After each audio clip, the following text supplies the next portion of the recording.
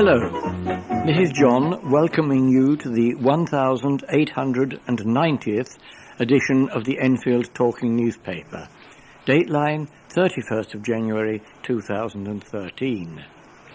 The readers this week are another John, Katherin, Audrey and me, with Colin on the controls.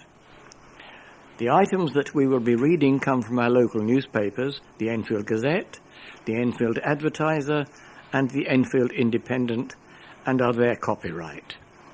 Local stories include the paramedic who's hailed as a hero, a school being still out despite the big thaw, a former footballer who inspires students, and a story about Auntie Edna joining the 100 Club. We also have a message from Diane.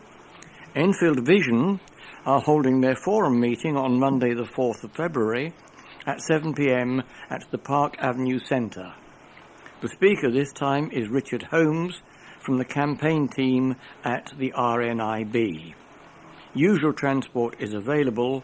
Please contact the office if you need it. There is also a concert on the 13th of February at St Mary Magdalene Church, Windmill Hill, and the performers on this occasion are the Enfield Grammar School Jazz Band.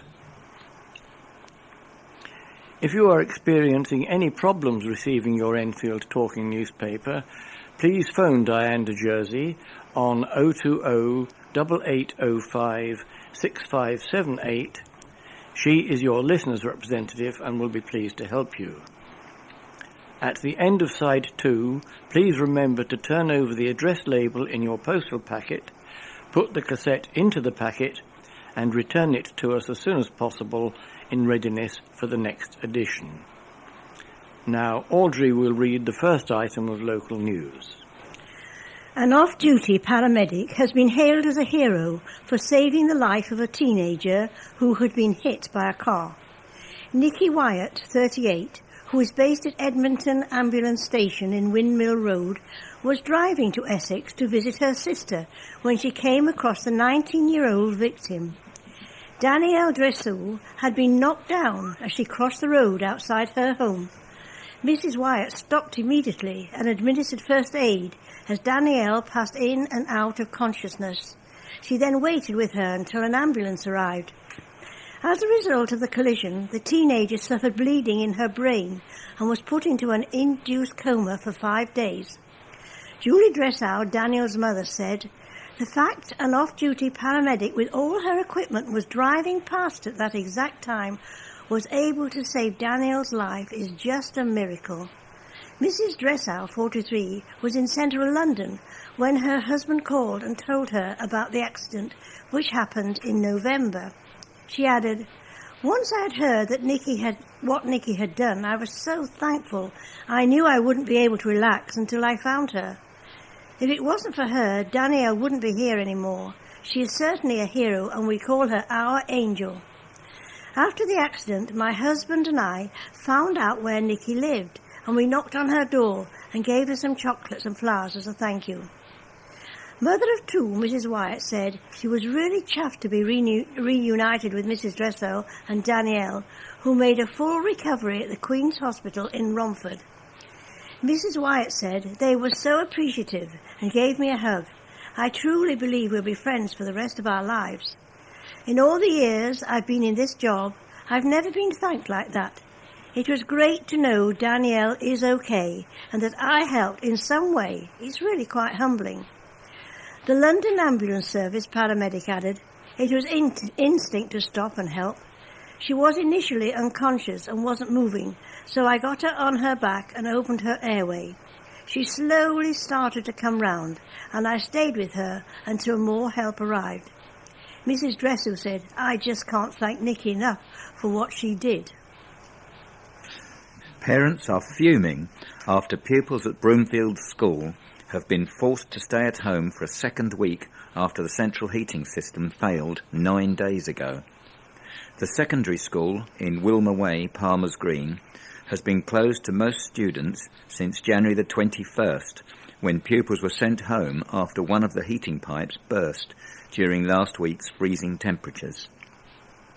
And the school's heating remains out of action more than a week after the original fault was discovered, forcing parents to make childcare arrangements for their youngsters again this week. Only pupils sitting exams and Year 11 students were allowed into the school last week, and only exam students this week, where they are being taught in rooms in which the heating is working. Broomfield has stressed that all public exams have gone ahead, and teachers say pupils are keeping up with their homework and assignments via the school's website. One mum, whose son is in Year 9, told the advertiser she was appalled that it was taking so long to get the heating fixed. "The biggest question I have is how a school doesn't have a contingency plan," she said. "Every business should have a what-if strategy, and I find it extraordinary that the school doesn't seem to have had any kind of plan in place. Why isn't there some sort of arrangement with other schools where pupils are taught in free spaces in neighbouring schools?" Broomfield head teacher Peter Travis said he was deeply concerned that the school had been closed. "We wish that the situation might be otherwise, but we cannot jeopardise the health of the children in our care by teaching them in unheated classrooms in freezing conditions," he said. "This situation is particularly frustrating as the school did not close because of the snow." Mr. Travis added it had taken a number of days to trace the underground leak in the heating pipes, and he hoped lessons would return to normal by the end of the week. Pupils were treated to an inspirational talk from Fabrice Muamba, who spoke about his journey from school to professional football on Thursday.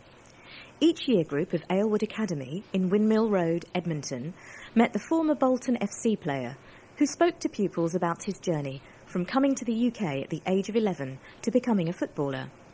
He discussed the importance of education in his life, especially after the events at White Hart Lane, when the midfielder suffered a cardiac arrest on the pitch during an FA Cup quarter-final. He said, "I loved being a footballer, but now I really want to focus on spreading the word around schools and telling young people about the importance of a good education. On the day of the attack, I was fine. It was just a normal day, but then I felt a bit dizzy, and the next thing I remember was being in hospital. The response and support I got from people around the world was incredible, and it has really made me the person I am today." Mr. Mwamba took questions from pupils about his time as a footballer and his school days, during which he achieved 10 GCSEs A to C. He told the group, "To be a footballer takes a lot of hard work, dedication and concentration, which are all things you need in school and when you study." Vice Principal Chris Lamb said, "I think Fabrice shows our pupils how important it is to have a good education to fall back on, no matter what you do in life." Auntie Edna joins the 100 Club. A former ballroom dancing champion from Cockfosters has celebrated her 100th birthday. Edna Moore, née Tilly, enjoyed a quiet party at Five Oaks Care Home in Cockfosters Road on Thursday with her niece Fern Guntley, staff at the home and fellow residents. The report goes on to say that Mrs. Moore, who was born in Islington on January the 24th, 2013, I think they must mean 1913. Nevertheless, she moved to Winchmore Hill after marrying Harold Moore, a timber merchant from Tottenham, in 1938. The couple lived there until Mr. Moore's death in 1975. According to Fern, the couple were huge ballroom dancing fans and won numerous cups and medals in competitions. Mr. Moore owned a timber yard and shop in Tottenham and a shop in Walthamstow. He also had 2 greyhounds. Mr. and Mrs. Moore had no children, and she has always been close to Fern, who lives near Chase Farm Hospital in the Ridgeway, Enfield. Fern, 67, of Ridgecrest, Enfield, has retired. She used to work as a receptionist at King's Oak Hospital in the grounds of Chase Farm and visits her aunt every day. She said, "She's been like a mother to me. Auntie could never have children. She always looked on me and my sister as her children, but then my sister moved away. I even lived with her for a time. We're really close, and whenever I went out, I'd always take my auntie with me. We used to have so many laughs. We used to love people watching. Although Mrs. Moore cannot walk very far or see very well, she enjoys the care of the staff and the beautiful setting of the home, added Fern. Now we are all each going to read an item about the present situation at Chase Farm Hospital. Save Chase Farm campaigners have welcomed a parliamentary committee decision to hold a debate at the House of Commons next week on accident and emergency department closures. The committee, which considers business for Parliament brought by backbench MPs once a week, has voted in favour of a debate, which will be held next Thursday, February the 7th. The decision comes after a cross-party group of MPs, including Enfield North MP Nick Dubois and Edmonton MP Andy Love, asked the Backbench Business Committee to hold a debate on A&E closures.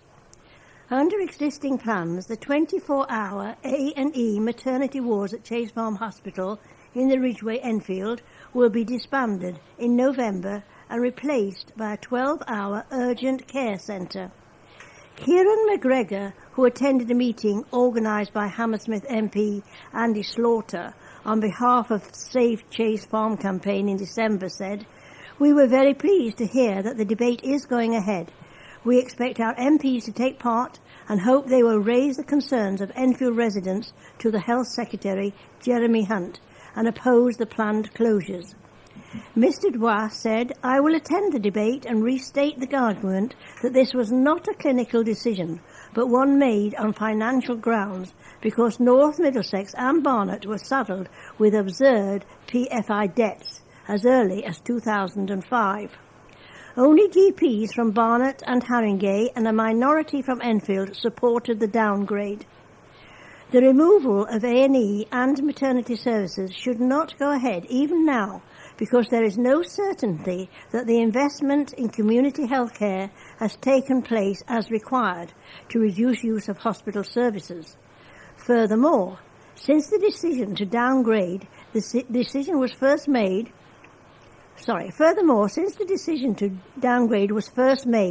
the borough has seen a significant population increase, meaning there is greater, not less, demand on services. Enfield is one of 8 London boroughs facing A&D closures. On Saturday, 20,000 people marched through South London protesting at the removal of A&E and maternity services at Lewisham Hospital. A demonstration against the planned closures at Chase Farm is scheduled for this Saturday. The march will start at 1 p.m. at the War Memorial on Chase Green in Chase Side and proceed through Enfield Town Centre before ending at Chase Farm. An MP has slammed an NHS leader who called for campaigners to stop fighting changes and cuts to services at hospitals. Sir Bruce Keogh, the medical director for the NHS, made his comments in a national newspaper at the weekend, in which he called for politicians to stop fighting hospital closures for political gain. He went on to accuse those campaigning against hospital changes and closures as perpetuating mediocrity and failing to embrace change. But Enfield North MP, Nick Dubois, who has fought against cuts to services at Chase Farm Hospital, hit back at the former heart surgeon's comments. In an open letter to Sir Bruce, Mr. Dubois said, "I believe your comments are wrong because you fail to understand that driving change is as much about winning the hearts and minds of the public you serve as it is about winning a clinical argument on excellence with politicians." Mr. Dubois pointed out that since 2003, a number of proposals had been put forward about changes to services at Chase Farm Hospital, and he criticised NHS London, which he claimed had run a flawed consultation process with the public. The MP added, "The NHS failed to be transparent and consistent in their arguments over the years, leading to mistrust and lack of confidence in the administrative leadership." He said, It is not only politicians who are concerned about some of the proposals for change, but the public that elected the MPs. That's why I, and my residents, will continue to fight these proposals. The MP ended his letter by stating, "It is deeply regrettable that both this government and the last have chosen to ignore the views of patients and residents despite their repeated pledge not to do so." Barnet and Chase Farm Hospital's NHS Trust could be privatised or face bankruptcy if its merger with the Royal Free Hospital falls through, councillors have been warned. Plans for the amalgamation with the Royal Free in Pond Lane, Hampstead, have been outlined to the Joint Health Overview and Scrutiny Committee, which covers Barnet, Enfield, Haringey, Camden and Islington, by the Trust's interim Chief Executive, Dr Tim Peachey. He said that unless acquisition negotiations with the Royal Free Foundation Trust were successful, Barnet and Chase Farm's only hope of survival would be to appeal to another NHS trust or invite a private company to take over.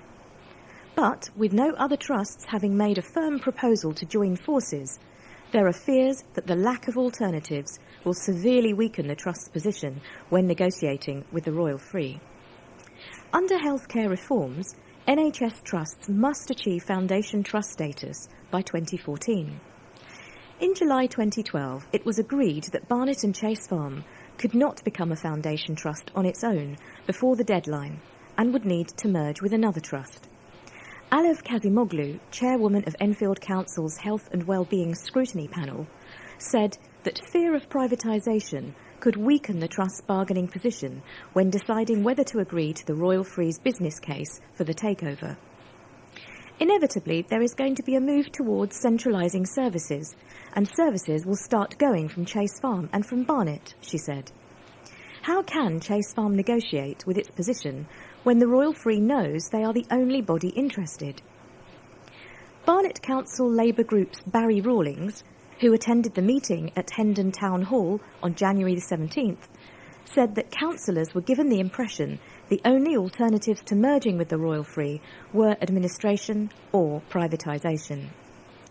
If negotiations all go pear-shaped, one of the options would be for a private company to take over Chase Farm, he said. They could redo calls for expressions of interest from NHS trusts, but last time the Royal Free was the only trust to come forward with a proposal.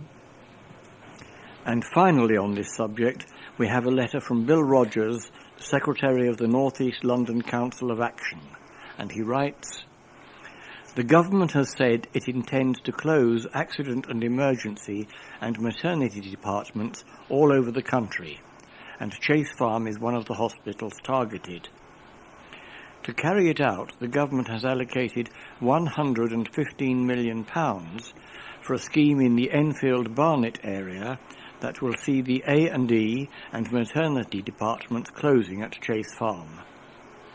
This will mean the end of Chase Farm as a district general hospital. Everyone knows this is disastrous and will be a threat to life. For the last 6 years, the people of Enfield have resisted this closure. There is now a daily picket at the hospital to defend it, and we have no intention of stopping now. We are ready to occupy the hospital to keep it open and make sure these major departments are allowed to run as normal. Already the Patient Advice and Liaison Department has closed.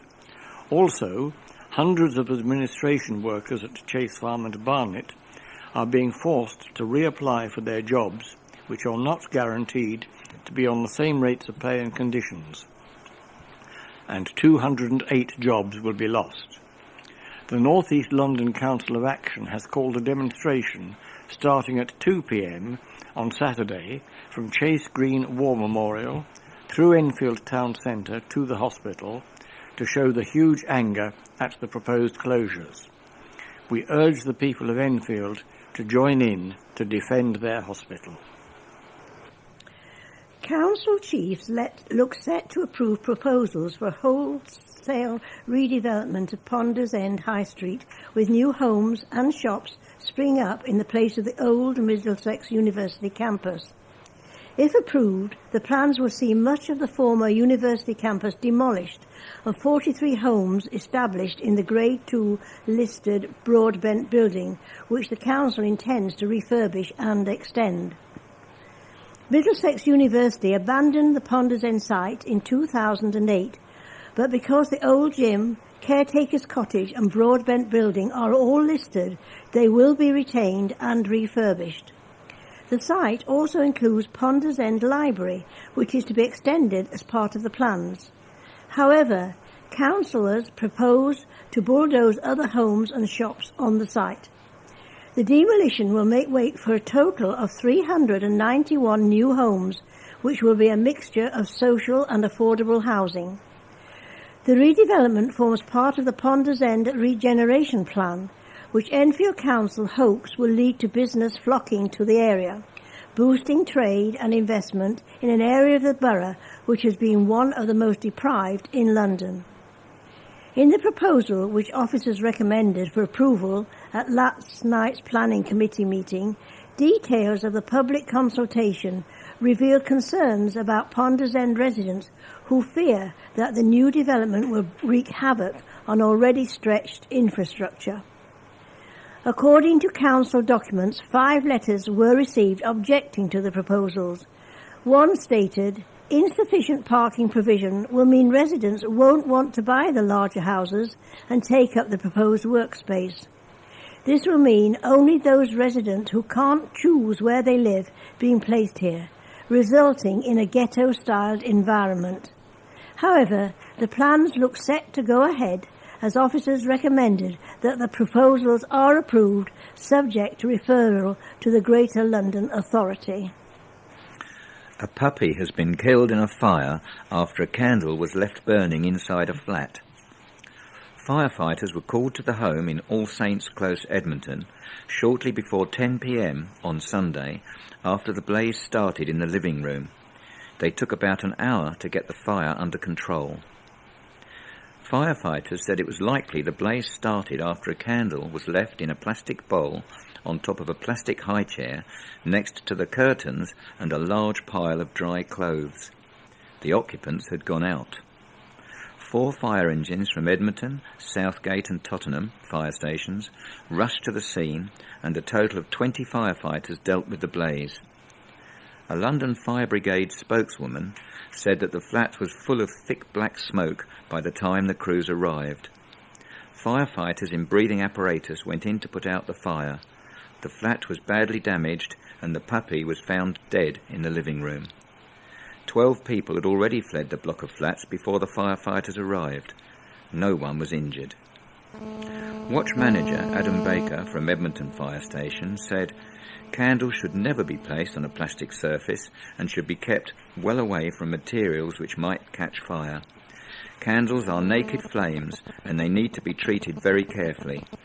Always put them on a heat-resistant surface, such as a ceramic plate, and blow them out when you leave the room." This family has now lost their home and their puppy, and they're very lucky that no one was hurt. Edmonton Scouts had a chance to grill Andy Love on a variety of subjects when the MP dropped in on their troop meeting last week.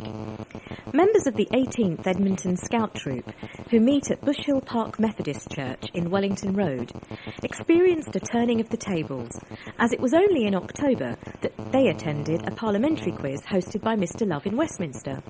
But this time, they were asking the questions about the Edmonton MP's life as a politician, his travels abroad, and whether or not he is friends with Boris Johnson. To that question, the Labour MP replied that because of the political divide, his relationship with the Conservative Mayor of London could best be described as acquaintances. Scout Liam Wilson, 13, asked Mr Love about his travels, which prompted the MP to talk about the links between communities in Edmonton and foreign countries, including Cyprus, Sri Lanka and many African nations. A debate ensued when Mr Love revealed that last Thursday, MPs voted by 119 to 46 in favour of a proposal to lower the voting age in all UK elections from 18 to 16. The Scouts appeared to be largely in favour of this. Rhiannon, 11, told Mr Love, We can do a lot of things at 16, like get married, join the army and get a job, so why shouldn't we vote? We are the future generation, so we should be able to have a say in things that will affect us. Mr. Love said, "I was very impressed to be questioned so intelligently for so long by these young people. They said they are the future. I think the future is in safe hands." The 18th Edmonton Scout Troop was founded in 1946 and has about 70 members aged between 6 and 14. The group meets on a weekly basis and organises hikes, summer camps and scout training programmes. Volunteers working for Enfield Borough Council are now checking the quality of care services for adults in the borough. The council announced the scheme last year, and volunteers have made more than 20 visits around the borough asking care users about services they receive. Last Friday, the group of 35 people met for the first time to talk about their findings and the progress of the scheme. Councillor Don McGowan, Cabinet Member for Adult Social Care, said, "Our quality checkers are performing an important public duty by reporting on the quality of care. They ask service users questions about compassion, choices, activities, and the quality of food they are served in the places they receive care. They pass this information on to the quality assurance team, and where there are concerns about their findings, contribute to an action plan. This is an excellent way of involving people in the services they receive. The council aims to have a total of 50 checkers by April." Police seized 2 dogs they believed were dangerous during a raid on a house in Enfield Highway. Officers from Enfield Highway Safer Neighbourhood team took the animals, thought to be pit bull terriers, from the property in Tiverton House in Exeter Road last Wednesday. A 28-year-old man arrested for possession of a fighting dog has been bailed pending further inquiries. The dogs face being destroyed if they are declared dangerous under the Dangerous Dogs Act. We have now reached the end of side 1 of this tape. Please stop your machine now, take out the cassette, turn it over and start side 2.